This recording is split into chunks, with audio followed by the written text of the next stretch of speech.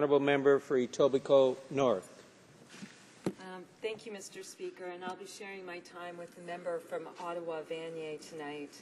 I rise tonight to speak on the Ebola outbreak in West Africa, where the situation is dire and getting worse every day, and where the international response has been inadequate, and where the global community must dramatically scale up its response.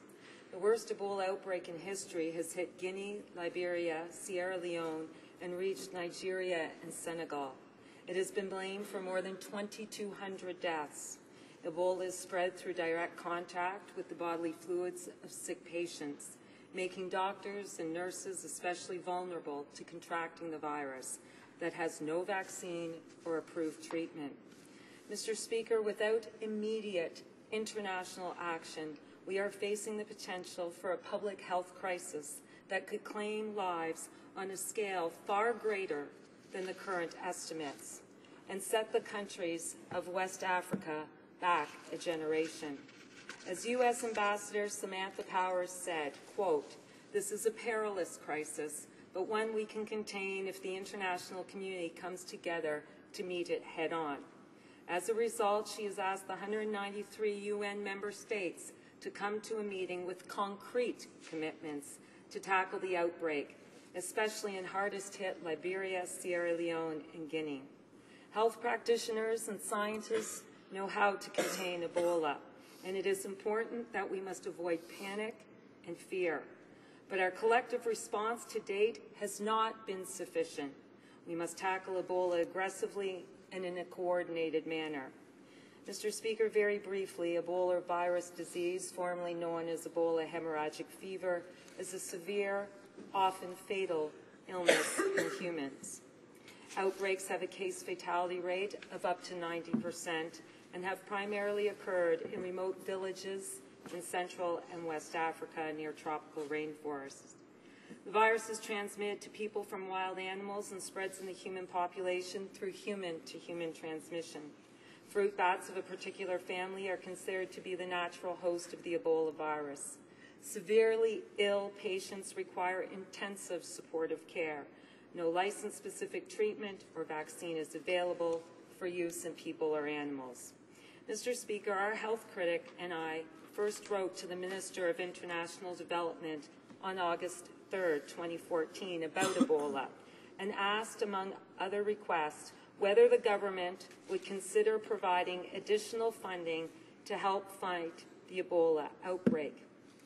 We were pleased to see the government provided an additional $5 million in funding on August 8, 2014. I'm looking forward to receiving answers to our other questions.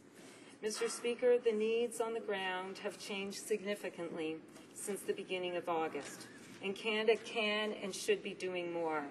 At that time, the World Health Organization was asking for $100 million, but is now asking for $600 million to stop Ebola transmission in affected countries within 6 to 9 months, and to prevent the international spread of the virus in West Africa. Moreover, in many areas of intense transmission, the actual number of cases may be 2 to 4-fold higher than that currently reported, and that the aggregate caseload of Ebola virus disease cases could exceed 20,000 over the course of this emergency. The top U.S. Centers for Disease Control and Prevention official has warned that the Ebola outbreak in West Africa has become a real risk to the stability and security of society in the region. Mr. Speaker, while I recognize Canada's contributions to date, I would like to know what more the government is considering to assist its international partners to provide aid in the affected regions, particularly as the international response has been inadequate and the world is losing the battle to control Ebola. The reality is that we must dramatically scale up international response. Nearly 40% of the total number of reported cases has occurred within the past several weeks. UN Secretary Ban Ki-moon issued an international rescue call for a massive surge in assistance on September 5th, warning that, quote, The world can no longer afford to shortchange global public health.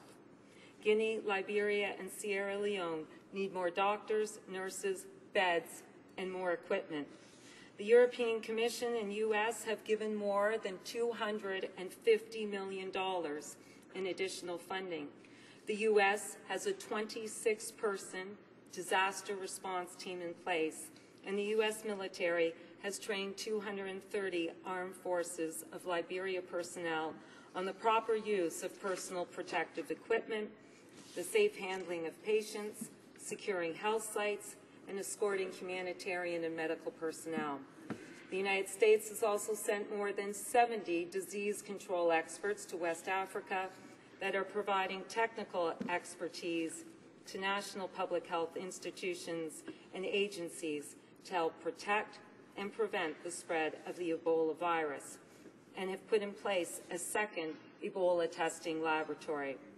Mr. Speaker, does the government accept that the Ebola outbreak in West Africa has become a real risk to the stability and security of society in the region? Does the government accept that Guinea, Liberia, and Sierra Leone need more doctors, nurses, beds, and more equipment? Does the government accept that the international response has been inadequate and that we need to scale up international response?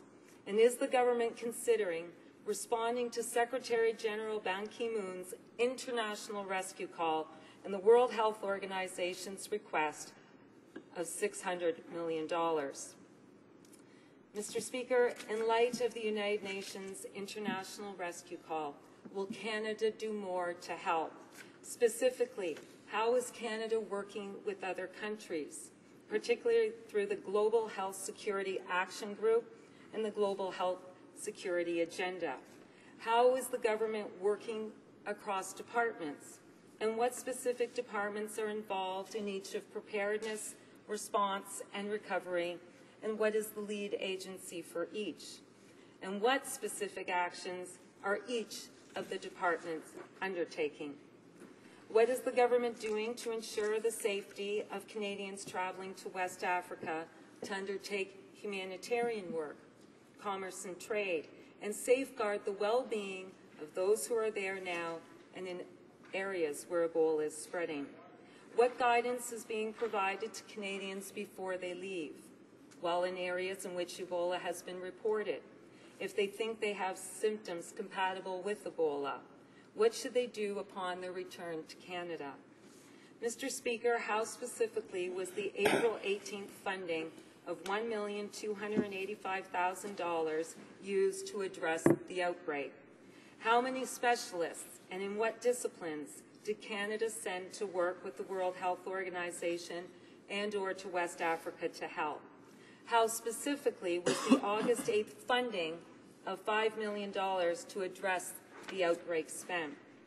Mr. Speaker, what specific plans were put in place to monitor the health of the 3-person mobile team from Winnipeg's National Microbiology Laboratory as they were brought home from Sierra Leone and afterward in voluntary isolation, and for how long were they in isolation? Mr. Speaker, although the risk is low, is Canada ready to isolate and care for someone if affected? Does the Public Health Agency of Canada have a public awareness plan to help Canadians understand the prevention, transmission, and signs and symptoms of the disease? Mr. Speaker, Canada can and must do more. We are asking the government to show leadership in responding to this deadly, devastating outbreak. As the United Nations said, a humane world cannot allow Africa to suffer on such an extraordinary scale. Thank you, Mr. Speaker.